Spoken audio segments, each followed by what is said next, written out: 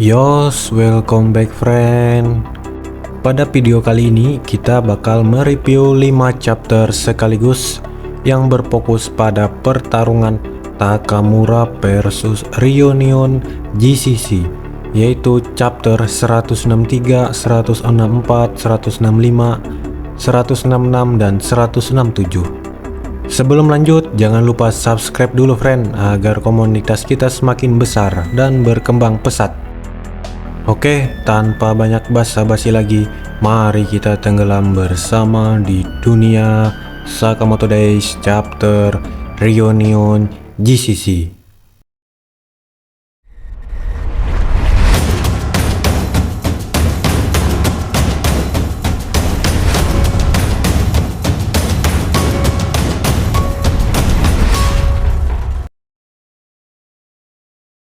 Pada panel pertama, kita diperlihatkan segerombolan NPC dari Slur, yang dimana mereka sedang membicarakan rencana dari pemimpin mereka, yaitu Uzuki atau Slur. Salah satu dari mereka pun mengatakan bahwa mereka sudah menyusup ke JAA sebagai mata-mata, namun belum ada sinyal untuk bergerak dari Haruma dan kawan-kawan. Tiba-tiba saja mereka mendengar seperti ada orang berbisik dari dalam toilet. Sontak hal itu membuat pria berambut panjang pun menembakkan senjatanya ke arah toilet, lalu mengintipnya dari lubang bekas tembakan. Dan tiba-tiba saja hidung dari si pria itu ditarik sampai teman-temannya pun merasa kebingungan. Dan yap, sontak kepala pria tersebut pun terbelah bersamaan dengan pintu toilet tersebut. Dan kita pun dibuat terkejut. Ternyata sosok yang keluar dari toilet adalah kakek tua Takamura. Sontak hal itu membuat segerombolan NPC tadi menembaki Takamura, namun Takamura berhasil menahan peluru mereka dengan katananya. Takamura pun berjalan menghampiri salah satu NPC, lalu membuka sedikit bilah pedangnya dan tiba-tiba saja pria itu terbelah. Teman-temannya yang melihat pun sampai gemeteran berkeringat dingin sambil menodongkan pistolnya ke arah Takamura. Dengan gaya khas Takamura, ia menebas lengan pria itu dan lanjut memotong kepala pria itu. Ih, takutnya. Sadis juga ya friend kakek-kakek yang satu ini. Lanjut, kita pun pindah ke panel di mana di situ ada Sakamoto, Uzuki, dan Nagumo. Kalian pasti kebingungan kan? Kok mereka akrab? Nah, jadi si Uzuki itu mempunyai penyakit kepribadian ganda. Dan sekarang yang mengambil alih tubuh Uzuki adalah Rion Akao. Makanya mereka akrab karena Rion dulu berada di satu tim bersama Nagumo dan Sakamoto. Lanjut biar gampang, kita sebut saja sesuai orang yang sedang mengambil alih tubuh Uzuki ya friend. Oke, lantas Rion berkata, cepatlah bunuh aku sekarang, selagi aku masih menguasai tubuh Uzuki, karena aku tidak bisa membunuh diriku sendiri. Menurut Nagumo, ada kasus di mana kepribadian ganda bisa teratasi dengan penyatuan semua kepribadian. Itu sangat memungkinkan kalau kau bisa mengambil dominasi atas tubuh Uzuki seperti ini terus. Dan Sakamoto berkata, aku tidak akan bisa membunuh yang manapun dari kalian. Sontak hal itu membuat Rion Akao marah dan mengatakan bahwa dia sangat kecewa terhadap Sakamoto. Menurutnya, kalau aku mengambil alih tubuh Uzuki, lantas bagaimana dengan kehidupan Uzuki yang sekarang? Itu pun kalau aku bisa melakukannya terus-menerus. Dan Nagumo menegaskan, kau harus tetap menjadi Rion agar kau tetap bisa bersama kami. Seketika itu, terdengar pengumuman darurat dari asosiasi dan Nagumo melihat HP-nya bahwa terpampang wajah mereka bertiga.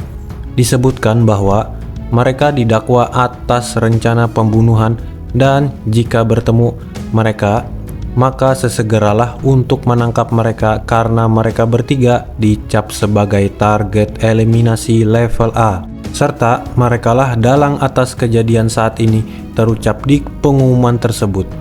Sontak pengumuman tersebut membuat semua orang terkejut bahkan tidak mempercayainya. Nagumo pun terkejut dengan perbuatan ketua asosiasi yang seperti ini. Dan bersamaan Uzuki sudah kembali mengambil alih tubuhnya sendiri sambil terlihat kebingungan. Dan tiba-tiba saja Tuan Takamura sudah berada tepat di depan mereka bertiga serta bersiap dengan mode tempurnya. Dengan cepat Takamura melompat tepat di depan mereka bertiga. Dan kita pun masuk pada panel 164 di mana mereka bertiga menyerang Takamura secara bersamaan. Sakamoto yang memegang sarung pedang Takamura serta Nagumo yang menggunakan belati dan Uzuki yang menggunakan pisau cambuk. Namun serangan mereka bertiga berhasil ditahan dengan mudah oleh Tuan Takamura. Dan ketika Takamura mengayunkan pedangnya, disitulah mereka melompat menghindari serangan Takamura. Dengan gerakan cepat, Takamura menyerang Uzuki yang membuat dadanya terluka akibat tebasan Takamura. Dengan rasa haus membunuh, Takamura pun kembali ingin menyerang Uzuki di mana Uzuki diselamatkan oleh Nagumo yang menarik bajunya. Sungguh hawa pembunuh yang sangat mengerikan. Pantas saja kalau Takamura dicap sebagai The Legend of Aang. Salah ya, maaf. Yap, betul, The Legend of Assassin. Sakamoto pun sempat berkata, emangnya kita ada bikin Pak Le Takamura marah ya? Dan Nagumo pun menegaskan bahwa kita bertiga sudah dicap sebagai target eliminasi level A. Seketika itu, Uzuki bertanya kepada Nagumo, kenapa kalian menolongku? Dan Nagumo menyuruh Uzuki diam saja, jangan banyak bicara. Dan Nagumo sempat terpikirkan kenapa dia malah menolong Uzuki. Padahal, menurutnya, gara-gara Uzuki teman-temannya banyak yang tewas. Harusnya dialah orang yang menjadi targetku saat ini. Dan Nagumo meminta Uzuki supaya Akao kembali lagi. Akan tetapi, Nagumo tidak menyadari bahwa kakek tua Takamura sudah berada di belakangnya dan menyerangnya lalu membuat luka tebasan di tubuh Nagumo. Meskipun ia sudah menangkis dengan pedangnya dan sampai pedang Nagumo pun ikut terbelah, Nagumo sempat berpikir, aku ini sebenarnya ngapain sih dari tadi? Astaga, kalau ada Akao, sudah pasti aku bakal ditertawakan olehnya. Lalu Sakamoto pun bergerak menyerang Takamura, namun serangan itu tidak membuahkan hasil. Sampai kacamata Sakamoto pun tersangkut di pedang Takamura. Panel ini pun memperlihatkan Sakamoto yang sudah masuk mode tempurnya dengan menguruskan badannya lalu melompat menyerang Takamura serta menendangnya. Alhasil, serangan Sakamoto tadi membuat Takamura terlempar jauh, menembus dinding bahkan sampai keluar gedung.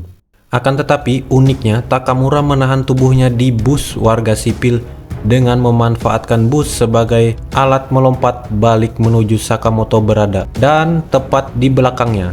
Dengan cepat, Takamura menyerang Sakamoto. Hasil dari serangan tersebut membuat tiang gedung pun ikut terbelah, meskipun Sakamoto berhasil menghindarinya. Dengan melompat, Sakamoto kembali menyerang balik Takamura dengan memanfaatkan tiang gedung tadi sebagai bahan lompatannya. Lalu menendang Takamura. Meskipun Takamura menahan tendangan tersebut dengan sarung pedangnya, tetap saja serangan Sakamoto membuat lantai menjadi retak. Nah, kita diperlihatkan tebasan dari Takamura yang membuat gedung pun setengah terbelah dan alhasil gedung itu pun ikut rubuh. Akibat dari serangan mematikan dari kakek tua Takamura, Sakamoto yang dalam mode tempurnya pun terlihat kewalahan menghadapi Takamura itu sendirian. Uniknya, di sini disebutkan bahwa kekuatan Takamura itu meningkat beriringan dengan bertambah umurnya. Artinya semakin tua semakin kuat juga kekuatannya. Gila bejir. Oke, lanjut. Rubuhnya gedung tersebut membuat orang-orang di sekitar ikut terkejut dengan apa yang sudah terjadi. Dan kita diperlihatkan tangan Gaku mulai bergerak setelah disembuhkan oleh kepala rusa. Kita masuk pada chapter 165 di mana Uzuki dan Nagumo yang terkapar terlihat tidak bisa bertarung. Dan hanya Sakamoto seorang yang melawan Takamura. Dan Sakamoto mengambil tongkat papan informasi serta mengayunkannya ke arah Takamura. Di sini Takamura menghindar dengan memutar tubuhnya lalu menyerang balik dengan pedangnya yang membuat tiang gedung pun ikut terbelah kembali. Di sini Sakamoto berpikiran untuk mencari celah dari Takamura. Menurutnya, Takamura selalu menyarungkan pedangnya setiap kali ia sudah menebas objek. Oke, kalau begitu ku hentikan saja sebelum ia menghunuskan pedangnya. Terlihat tindakan dari Sakamoto yang sia-sia yang membuat area sekitar mereka ikut terbelah. Dan menurut Sakamoto, sangat mustahil untuk menghentikan pergerakan kakek tua Takamura. Akan tetapi, ia harus tetap mencoba mengincar pedang Takamura terlebih dahulu. Dan Sakamoto mengambil pedang yang berada di museum. Alhasil mereka berdua beradu pedang dengan kecepatan yang sangat luar biasa. Bahkan Sakamoto melempar pedangnya dengan sangat cepat, akan tetapi masih bisa ditahan dengan pedang Takamura. Sakamoto pun lanjut mengambil pembatas antrian serta melemparnya, yang membuat Takamura terlilit lalu ditendang ke atas oleh Sakamoto. Lagi-lagi kita diperlihatkan pose yang seperti ini. Sakamoto pun ikut melompat yang menandakan pertarungan di udara. Lalu Takamura lagi-lagi mengayunkan pedangnya ingin menebas Sakamoto, akan tetapi masih bisa ditangkis oleh pistol Sakamoto sampai Nagumo dan Uzuki menyadari taktik yang digunakan oleh Sakamoto. Dengan serangan bertubi-tubi yang membuat pedang Takamura retak bahkan tumpul. Lalu Sakamoto menembakkan senjatanya ke arah Takamura. Dan kita diperlihatkan kecerdikan Takamura yang memanfaatkan peluru tembakan Sakamoto untuk mengasah pedangnya. Sungguh kakek tua yang sangat jenius. Dan yap, Sakamoto akhirnya terkena serangan mematikan dari Takamura yang membuat luka tebasan di tubuhnya. Takamura lalu berjalan sambil menghindari lemparan bom oleh Sakamoto. Panel pun pindah memperlihatkan percakapan Sakamoto dan Nagumo, di mana Nagumo mengatakan bahwa jangan bergerak dan hilangkan aura membunuhmu. Menurut Nagumo, kakek Takamura bereaksi cepat terhadap aura membunuh serta aura permusuhan. Serta menurutnya, penglihatan Takamura itu sudah tidak jelas, jadi seharusnya dia tidak melihat kita di sini. Sakamoto juga berkata bahwa dia masih bisa bertarung dan masih sanggup menghadapi Takamura. Namun menurut Nagumo, kondisi kita sudah tidak memungkinkan untuk melanjutkan pertarungan. Jadi kalau kau mau mati silakan saja duluan. Tanpa mereka sadari, Takamura sudah berada tepat di belakang mereka. Terlihat Nagumo yang mulai panik serta apakah menurutnya mereka sudah gagal menghilangkan aura membunuhnya. Tiba-tiba terdengar suara langkah kaki dari dalam kabut. Dan yap, dia adalah Gaku yang sudah sehat serta join dalam pertarungan melawan Takamura. Dengan kehadiran Gaku membuat mereka bertiga terkejut. Dan Gaku berkata, "Hei Pak Tua, aku datang ingin membalaskan dendamku." Kita masuk pada chapter 166, di mana Nagumo keheranan terhadap Gaku. Menurutnya Gaku sudah berhasil ia bunuh, akan tetapi Gaku masih bisa hidup dengan sehat. Dan yap, Haruma pun join the party di mana ada 5 orang assassin terbaik melawan satu legenda order yaitu Takamura. Pertarungan pun dilanjutkan di mana Takamura menyerang terlebih dahulu dengan melompat menusukkan pedangnya ke lengan Gaku. Pada saat bersamaan, Gaku menghempaskan palu gadanya ke dinding lalu menendang balik Takamura sampai terlempar dengan menahan tubuhnya menggunakan pedangnya. Momen tersebut dimanfaatkan oleh Haruma melemparkan bola besinya dari belakang, akan tetapi bola besi tersebut juga terbelah oleh pedang Takamura. Lalu Haruma berbicara dengan Gaku. "Apakah dia si kakek yang pernah kau ceritakan?" Dan Gaku menjawab, "Yap, betul. Terlihat seperti monster kan?" Uzuki mengatakan bahwa kita semua harus mundur sesegera mungkin. Namun, Haruma tidak ingin mundur.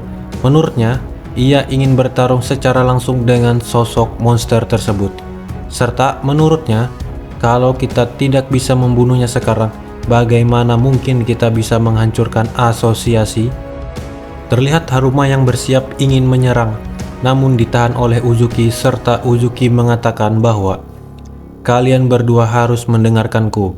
Menurut Uzuki, Takamura itu tidak mempunyai kesadaran penuh. Akan tetapi, dia adalah mesin pembunuh yang mempunyai reaksi luar biasa terhadap aura membunuh. Dan aku punya solusi, maka bekerja samalah denganku. Lalu mereka bertiga menyerang secara bersamaan, yang dimulai oleh Gaku, lalu Haruma yang menyerang mulai samping. serta Uzuki yang melilit lengan Takamura dengan senjatanya. Menurut Uzuki, sesuai dugaanku, kalau tujuanku hanya membatasi pergerakannya, harusnya Takamura tidak menyadari akan hal itu. Terlihat Uzuki melemparkan senjatanya ke dalam lift, serta menarik lengan Takamura hingga pedangnya terlempar. Akan tetapi, masih saja pedang tersebut berhasil ditangkap lengan kiri Takamura. Dan dilanjutkan oleh Gaku yang melempar palu gadanya yang ikut masuk ke dalam lift. Dengan sombongnya, Gaku mengatakan bahwa senjata itu tidak bisa dipotong, jadi bersiaplah untuk mati. Panel ini pun membuat kita terkejut, di mana Takamura terlihat berbicara serta berkata, "Apakah kalian kira aku ini sudah pikun?" Sontak mendengar hal itu membuat mereka bertiga terkejut, dan tiba-tiba saja Takamura memotong lengannya sendiri agar bisa terlepas dari senjata Uzuki, lalu menyambungkannya kembali seperti semula. Gaku pun teringat dengan perkataan Kashima bahwa ketika Gaku dulu lengannya sempat terpotong oleh pedang Takamura, namun berhasil disambung kembali oleh Kashima. Bahkan otot dan serat-seratnya pun masih berfungsi. Takamura berpikir bahwa dunia ini isinya penuh dengan sampah yang tidak boleh dibiarkan hidup. Tiba-tiba saja Takamura menyerang Haruma sampai tubuhnya terbelah menjadi dua. Bahkan Haruma pun tidak menyadari serangan Takamura saking cepatnya. Akan tetapi Haruma sempat mendorong Uzuki agar Uzuki tidak ikut terkena serangan dari Takamura. Terlihat Nagumo dan Sakamoto ikut membantu melancarkan serangan menggunakan kursi dan Nagumo menggunakan pedangnya. Akan tetapi lagi dan lagi kakek satu ini masih bisa menahan serangan combo tersebut. Terlihat Sakamoto yang terkena sarung pedang Takamura dan Nagumo yang ditangkis menggunakan pedangnya, serta terlihat dari kejauhan Gaku melompat ingin menyerang Takamura dari belakang. Dan pertarungan epik ini pun membuat senjata Gaku terbelah, hampir memotong bagian mulut Gaku. Terlihat Gaku yang menahan pedang tersebut menggunakan giginya yang membuat pedang tersebut patah, dan Gaku pun menangkap baju Takamura lalu menyerangnya menggunakan patahan dari pedang yang berada di mulutnya.